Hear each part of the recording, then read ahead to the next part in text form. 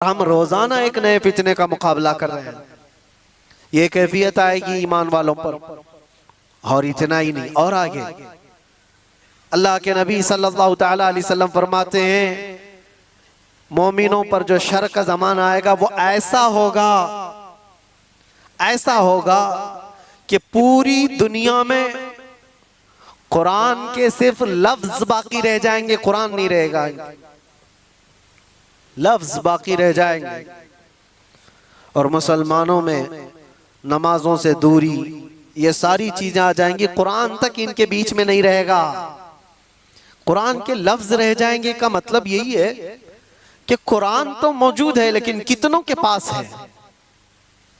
पास में होने का मतलब ये नहीं है कि पुट्ठे वाला पेपर वाला कुरान वो तो गले में भी लटका करके घूमो, उससे क्या होना है। जब कुरान ना पढ़ना आता है, ना समझ आती है और ना अमल करना आता है, तो क्या ये आज हालत नहीं है। कुरान कितने के पास, कितने लोगों के पास। मुझे अजीब वो मज़हका लगता है, लोग कव्वालियों में तो झूमते हैं और कुरान की तिलावत होती है तो इन्हें कुछ नहीं असर होता। उनको तो लगता है कब खत्म हो रही है। किरात कितनी लंबी कर रहे हैं मौलाना साहब, नमाज में लंबी किरात हो रही है। कुरान अल्लाह का कलाम है, तुम्हें समझ में आ रहा होता तो तुमको पता ही नहीं चलता कि रकात कब हो रही है। इक्का दुक्का जिसको कुरान होता होगा। तो अल्लाह के नबी सल्लल्लाहु अलैहि वसल्लम ने फरमाया, एक जमाना इन पर आएगा कि इनके पास कुरान ही नहीं होगा। तो सहाबा डर गए, इतना शर आएगा इनके पास। हुजूर ने यह भी फरमाया, चरवाहे लोग होंगे, कम जात के लोग होंगे, लेकिन बड़ी बड़ी इमारतें बनाकर सजा रहे होंगे, सब घरों की ज़ेबो ज़ीनत में लगे होंगे, आराइश में लगे होंगे। आज ये तो देखने को मिलता है। बल्कि ये भी फरमाया मेरे आका सल्लल्लाहु अलैहि वसल्लम ने कि वो बड़े बड़े तख्तों पर बैठकर हुकूमत भी करेंगे। वो सब अलामात आज देखने को मिलती है। हर छोटा बड़ा, बड़े लोगों की बात तो अलग है, एक छोटा सा आदमी भी आज सब इस ज़ेबो ज़ीनत में लगा हुआ है। मस्जिदें सजा दी जाएंगी और उसमें नमाजी नहीं रहेंगे। सब मस्जिदें मार्बल की हैं, सब मस्जिदों में कालीन है, तकरीबन मस्जिदों में एसी है, सब आरामदेह चीजें सब, लेकिन सजदा करने वालों के लिए मस्जिदें ढूंढ रही है, नहीं है।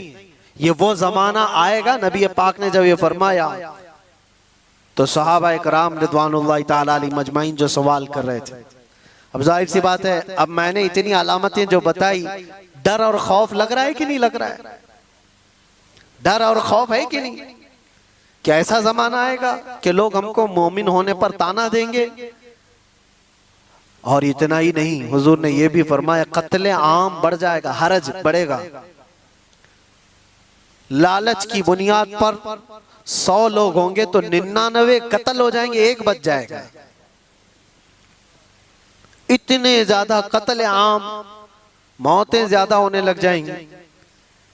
अब ये सब था जो शर का जमाना है। तो हजरत हुज़ैफा ने फरमाया, या रसूल अल्लाह सल्लल्लाहु अलैहि वसल्लम, उस शर के बाद कोई खैर आएगा कि नहीं आएगा? हुजूर ने फरमाया, हाँ आएगा।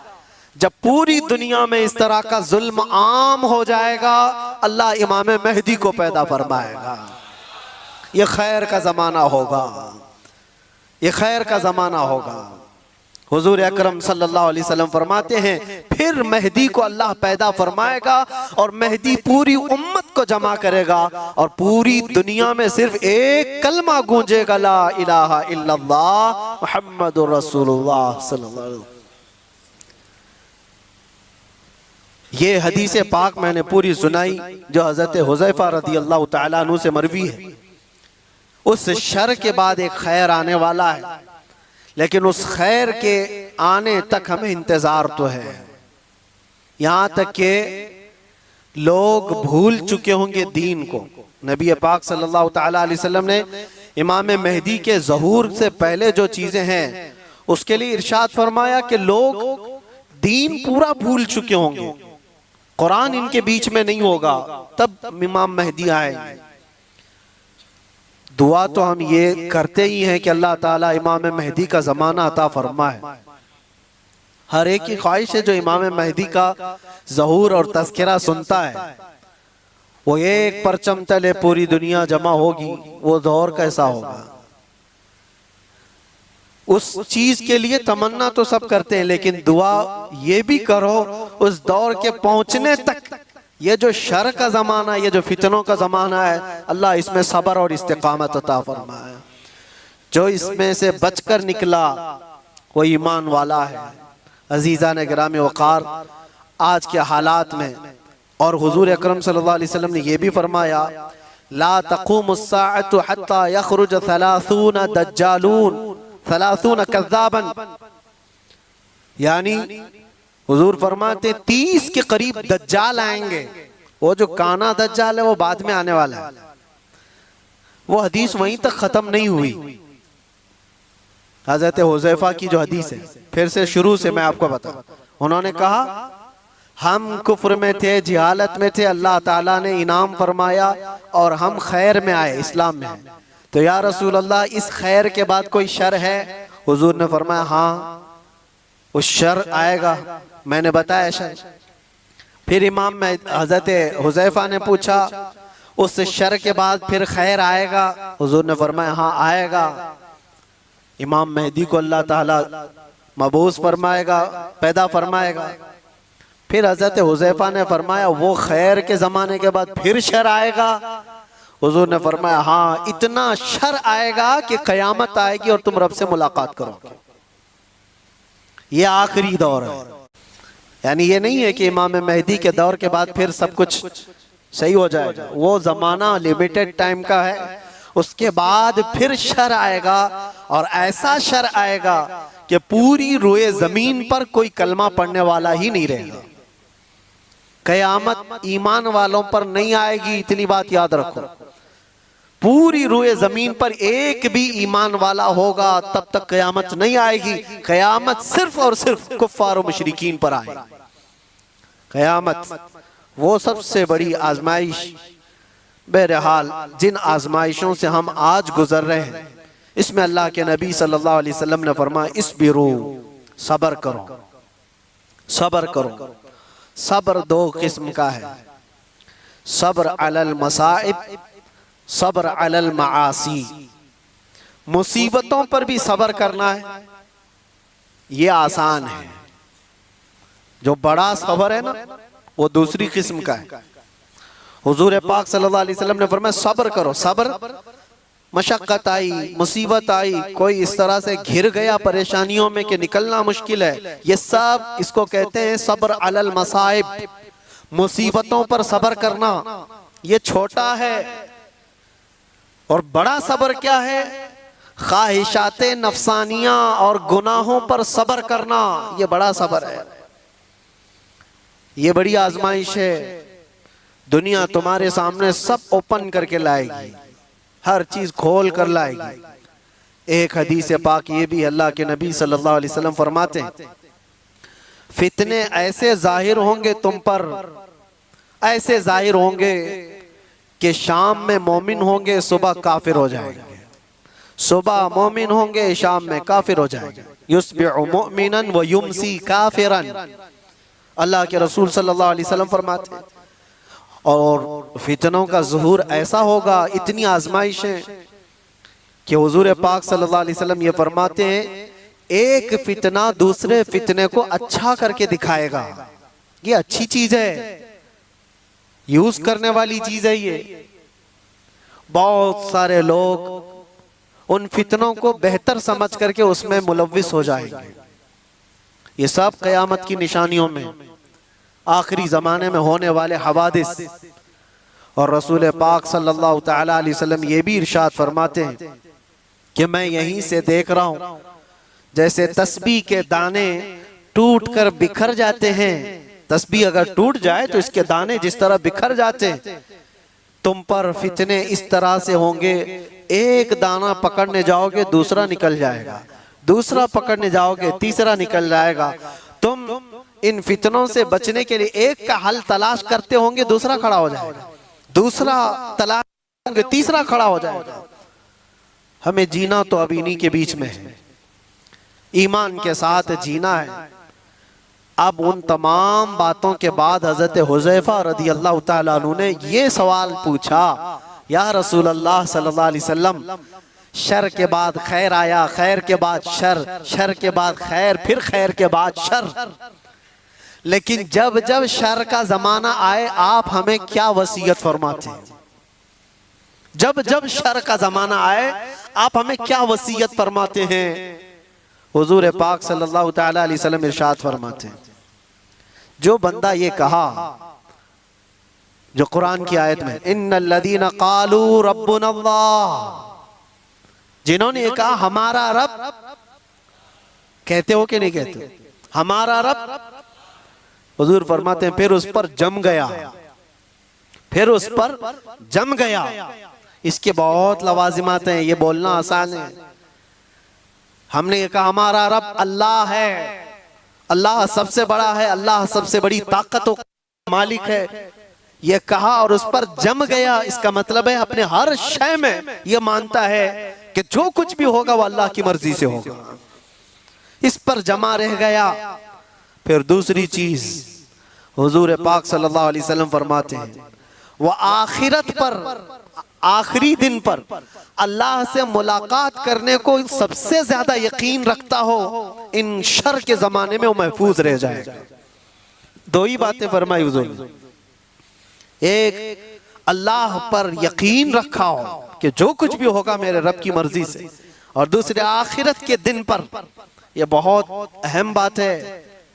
तुमको अगर यकीन हो जाए कि मुझे आखिरी दिन खड़ा होना है मेरे रब के हुजूर, फमन यअमल मिस्काल ज़र्रतिन खैरन यरा वमन यअमल मिस्काल ज़र्रतिन शर्रन यरा। इसका मतलब जानते हो, अल्लाह फरमाता है जो जर्रा बराबर, जर्रा बहुत छोटा होता है, ये हवा में जब उड़ती हुई चीजें हैं ना, उसमें बारीक जो सबसे बारीक चीज होती है उसको जर्रा कहते हैं, वो पकड़ में भी नहीं आती, जो हवा में दिखती है। कभी धूप में आप देखना धूल के जो जर्रे होते हैं उसको जर्रा कहते हैं। अल्लाह फरमाता है तुम अगर उस जर्रे के बराबर भलाई किए होंगे, कयामत के दिन अल्लाह वो भी सामने लाएगा, देखोगे तुम उसको, और उतनी बराबर बुराई करे होगे वो भी अल्लाह तुम्हारे सामने लाएगा। उस आखिरत के दिन पर अगर तुम्हारा यकीन हो तो फितनों के जमाने में बंदा बच जाएगा, बच जाएगा। अल्लाह की जात पर यकीन हो, आखिरत पर यकीन हो।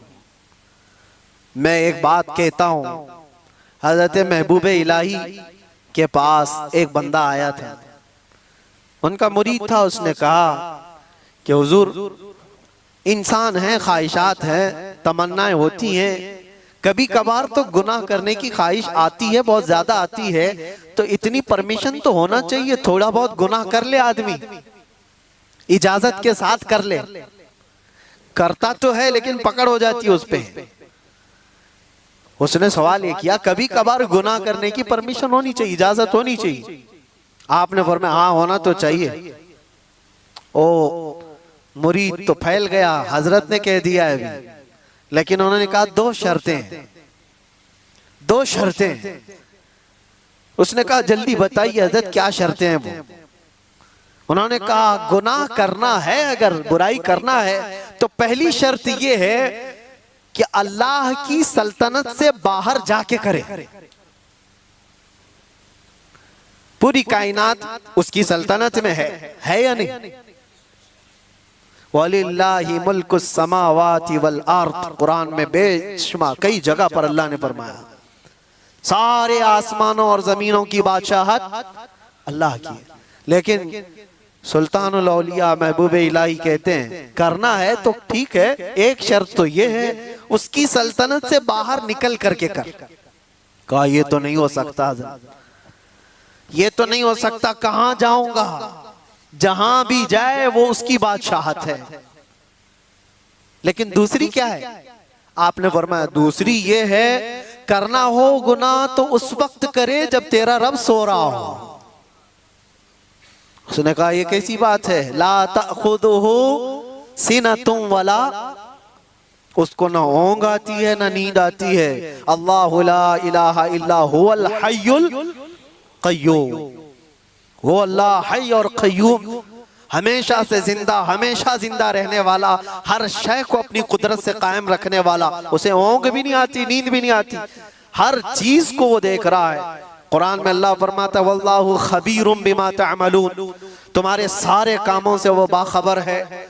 यअलमु खाइनतल अयुनि वमा तुख्फिस सुदूर, तुम्हारी आंखें जो खयानत करती हैं अल्लाह वो भी देख रहा है। तुम्हारे दिल में जो वसवसे गुजर रहे हैं अल्लाह उससे भी बाखबर है। कोई चीज नहीं बची। वो कब सोएगा? नहीं, सोने वाले खुदा पर तो हम ईमान ही नहीं रखते। सोने वाले खुदा पर हम ईमान नहीं रखते। वो कोई और होगा, 6 महीने सोता होगा, 6 महीने जागता होगा। मेरा रब ला ताखुदुहु सिनतुन वला नौम, नींद और ऊँग का तो इधर गुजर ही नहीं है। जिस कायनात को पूरा वो अपने कुन से चलाता हो उसके बारे में नींद का शायबा भी नहीं। तो 2 बातें जो महबूब इलाही ने फरमाई, मुरीद दंग रह गया, कहा कि हुजूर नामुमकिन बात है, ना मैं उसकी सल्तनत से बाहर जा सकता हूँ, ना कोई ऐसा वक्त आने वाला है जब उसको ऊँग आए या नींद आए। तो आपने फरमाया तो फिर शर्म कर, उसकी सल्तनत में उसके देखने के वक्त तू कैसे कर सकता है, बच जा। इसके बाद फिर दोबारा सवाल ना करो। मेरे अजीजों, उन फितनों के दौर में, शर के जमाने में अगर तुम बच सकते हो तो ये ईमान कि मेरा रब अल्लाह है, फिर उस पर जम जाओ। और दूसरी बात हुजूर ने फरमाया युमिनु बिल आखिरा, आखिरत के दिन पर वो ऐसा यकीन कामिल रखता हो कि मुझे वहां तो उठाया जाएगा, पूछा जाएगा। बहरहाल आज मुझे सिर्फ ये हदीस पूरी बयान करनी थी। जो हालात आज पेश हैं, लोग इससे घबराए हुए हैं, नर्वस कि कैसा कैसा दौर आ रहा है, इतने मारे जा रहे, इतने काटे जा रहे, हर जगह एक एक चीज पर। मियाँ अभी तो तुम मस्जिदों, खानकाहों और नबी पाक सल्लल्लाहु अलैहि वसल्लम की ज़ात, अल्लाह की ज़ात पर तनाज़ात कायम करने वाले लोगों को देखा है। वो दौर भी आएगा तुम्हारे कलमे तय्यबा पर, तुम्हारी जुबान पर लोगों को एतराज होगा, सवाल होगा। आ भी गया तुम्हारी अज़ानों पर सवाल, तुम्हारी नमाजों पर। आज ये सारी चीजें जो है आजमाइश से तुम गुजर रहे हो। ये वो शर का जमाना है जिसमें तुम्हें सब्र रखना है। और सब्र दोनों किस्म का, मुसीबतों पर भी सब्र करो और मासी पर, गुनाहों पर भी सब्र करो, दोनों चीजें। नौजवान तबके की जिम्मेदारी बढ़ जाती है। मेरे अजीज बच्चों, मैं आपसे कहना चाहता हूँ, ये रमजान का आखिरी अशर है, आप अल्लाह के जिक्र की मजलिस में आए। खुदा रहा रसूल पाक का वास्ता देता हूँ, तुम्हारे 2 छोटे कंधों पर बहुत बड़ी जिम्मेदारी आई, जो अगलों पे नहीं थी, आज तुम पर है। तुम्हारी पूरी जनरेशन जो बाद आने वाली है वो तुम्हारे हर नक्ल हरकत को देखेगी और उसको कॉपी करने वाली है। तुम बुज़दिल रहोगे तो नस्लें बुज़दिल होगी, तुम गुनहगार अय्याश रहोगे तो तुम्हारी नस्लें इसी तरह से पैरोकार बन जाएंगी। तुम्हारे इन कंधों पर बहुत बड़ी जिम्मेदारी है। क्या मेरे मुस्तफ़ा करीम सल्लल्लाहु अलैहि वसल्लम से इतनी मोहब्बत भी नहीं है तुम्हें कि अपने ऐशो इशरत को ठोकर मारे? हम दुनिया जो चाहती है वैसे ना बन करके आमिना का लाल जैसा चाहे वैसे बन जाए? क्या इतनी चीज कुर्बानी हम नहीं दे सकते इस दौर में, जहां लोग तुम्हारे रब पर सवाल करें, कुरान पाक को जला दिया जाए, तुम्हारे बुजुर्गों की कब्रें उखाड़ने की बात हो? अब बचा क्या तुम्हारे हो? क्या ये दौर तुम्हारे ताश के पत्तों पर बैठने का दौर है? क्या ये दौर तुम्हारे शराब पीने का और जुआ खेलने का दौर है? क्या ये दौर तुम्हारा पूरा 24 घंटे इंटरनेट पर गेम खेलने का वक्त है? तुमसे सवाल होगा हर घड़ी के बारे में, हर लम्हे के बारे में सवाल होगा। और एक बात ये भी याद रखो, अल्लाह के नबी सल्लल्लाहु अलैहि वसल्लम फरमाते हैं कुल्लुकुम राइन व कुल्लुकुम मसऊलुन अन रिअयतिही, तुम में से हर आदमी निगहबान है। जैसे चरवाहा अपनी बकरियों का निगहबान होता है, तुम में से हर आदमी निगहबान है और हर आदमी से उसके नीचे रहने वालों के बारे में पूछा जाएगा क़यामत के दिन। तेरी औलाद क्यों बिगड़ी, तेरी औलाद गलत रास्ता क्यों इख्तियार की तेरे अंडर में थी? तुम्हारी बहनें, तुम्हारी बीवियां, तुम्हारी बच्चियां, ये तुम्हारे मातहत हैं, तुम इनके मसूल हो, इनके जिम्मेदार हो। इनके गलत कदम का भी तुम्हें जवाब देना पड़ेगा। माहौल को बनाने के लिए तुम्हारे पास बहुत सारी चीजें हैं। उठो वो कर न हश्र न होगा फिर कभी, दौड़ो के जमाना चाल अपनी चल गया। इसीलिए इन फितनों के दौर में एक ही जगह से रोशनी मिलती है, वो गुंबद खजरा से। एक बात याद रखना मेरे अजीजों, दुनिया जिसको दिखाने के लिए कर रही होती है ना, वो दुनिया उनको देखती भी नहीं। जिसको दिखाने के लिए लोग कुछ चीजें कर रहे होते हैं, बहुत सारे लोग हैं, पूछा कि ये इतने नाक नक्शे ये सारी चीजें तेरे चेंज हो गया, होलिया बदल गया? कहा मैं फलां का फैन हूं, एक्टर का, एक्ट्रेस का, पता नहीं किसका किसका फैन है, उसी की तरह सब कुछ बनाना। लेकिन मैं उनसे पूछता हूं, जिसकी तुम नकलो हरकत कर रहे हो, जिसकी कॉपी कर रहे हो, क्या वो तुझे देख रहा है? क्या वो तुम्हें देख रहा है? वो देख करके कभी खुश हो रहा है? कभी तेरी खैरियत पूछा? लेकिन कसम रब्बे जुल जलाल की, पूरी कायनात के चप्पे में कहीं पर भी रहो, मेरे मुस्तफा के अखलाक पर जो अमल कर रहा है वो ताजदारे मदीना उसे देख रहे हैं, वो उसे देख भी रहे हैं और फख्र भी कर रहे हैं।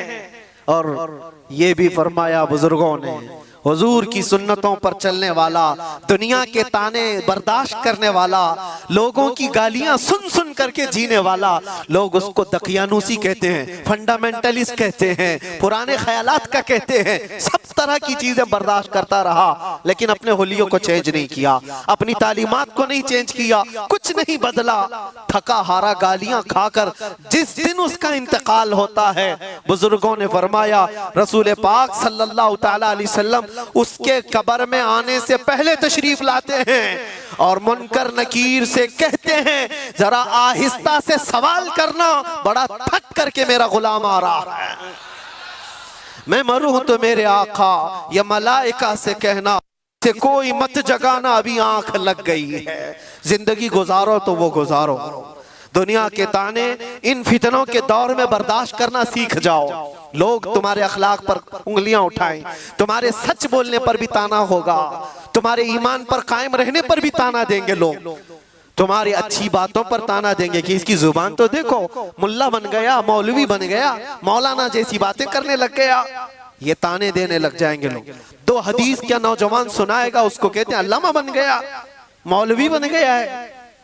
ये दौर अल्लाह के नबी सल्लल्लाहु अलैहि वसल्लम ने हदीस पाक में फरमाया, इतना ही नहीं कि मौलवी मौलाना कहकर के ताना देंगे, ऐसा देखेंगे जैसे एक जिना करने वाले को देखा जाता है।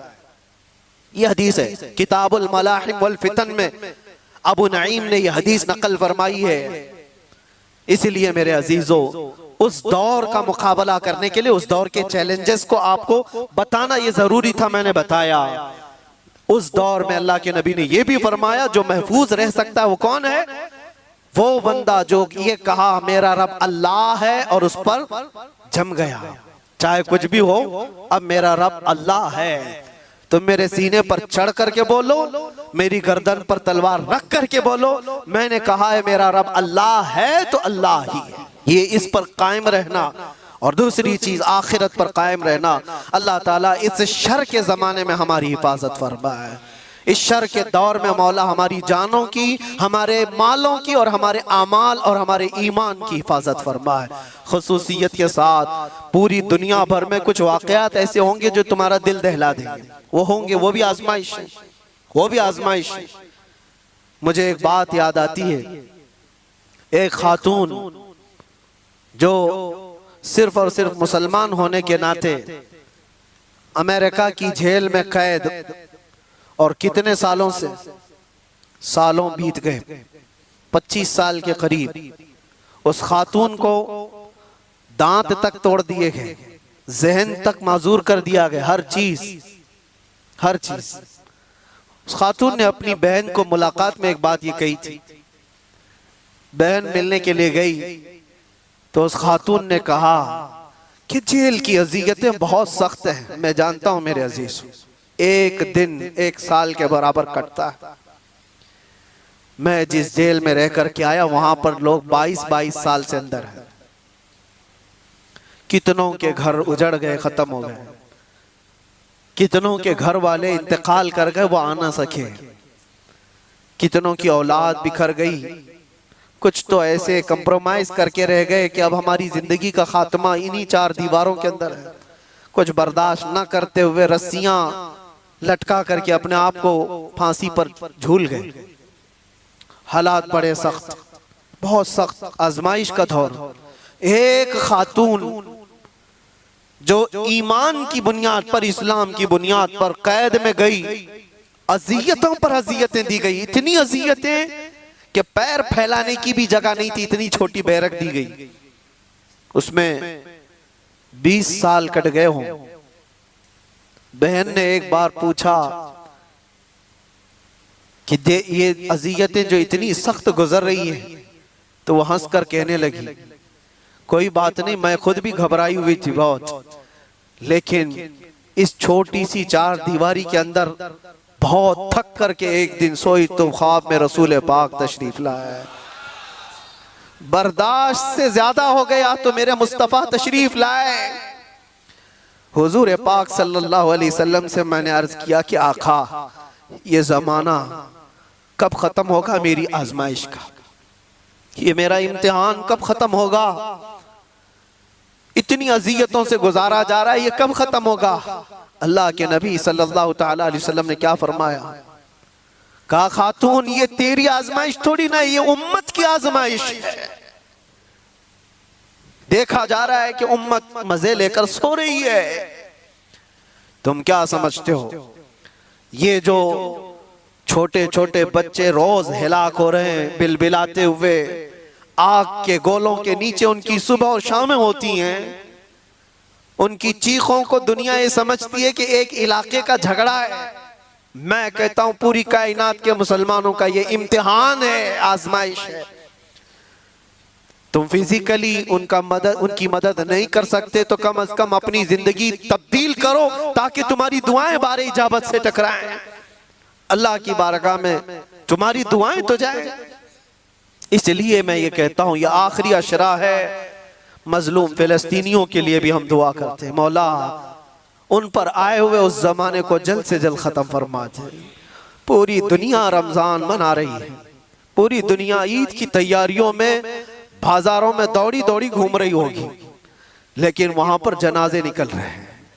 सुबह एक जनाजा, शाम में एक जनाजा, बल्कि एक ही रास्ते पर 80-80 जनाजे जा रहे होते। मैं कभी सोचता हूं उनके घरों पर ईद कैसे आती है, उनके घरों पर इफ्तार और सहरी कैसे आती है, रमजान कैसे। लेकिन इन सब हालात के बावजूद जो खबरें आती हैं कि ना वो अजान में कम हुए हैं ना नमाज में,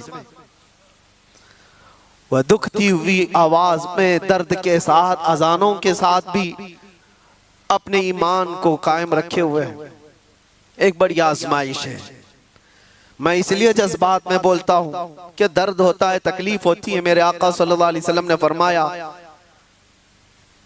मैं फिर से अपने लहजे में कहता हूं, कुछ कुत्तों को इन बातों पर यह तकलीफ अगर होती हो कि कहीं और तकलीफ हो रही है तो आपको बोलने की क्या जरूरत, तुम्हें पता ही नहीं ईमान किसे कहते हैं। मेरे आका ने फरमाया, मसलुल मुमिनी का मसली जसदिन इदश्तका अदुन तुदआ लहु साइरुल जसद बिस्सहरी वल उम्मा। हुजूर फरमाते हैं पूरे मोमिनों की मिसाल एक जिस्म की तरह है। एक अज़ू को तकलीफ हो तो पूरे जिस्म में बुखार आता है, एक अज़ू को तकलीफ हो तो पूरे जिस्म में बुखार आता है। इसी को ईमान कहते हैं। फिर वो ईमानी क्या है जो दूसरों की तकलीफ का एहसास नहीं करता हो। एहसास के साथ अपनी जिंदगियां बदलनी है। या आखिरी अशरे में गिड़गिड़ाओ और अपने रब से मांगो कि मौला हमें भी बदल दे और उनके हालात भी बदल दे। वो दौर मौला जल्द से जल्द अता फरमा जिस दौर में हर जगह हम खुली सांसों के साथ ये कह सके लब्बैक या रसूल अल्लाह।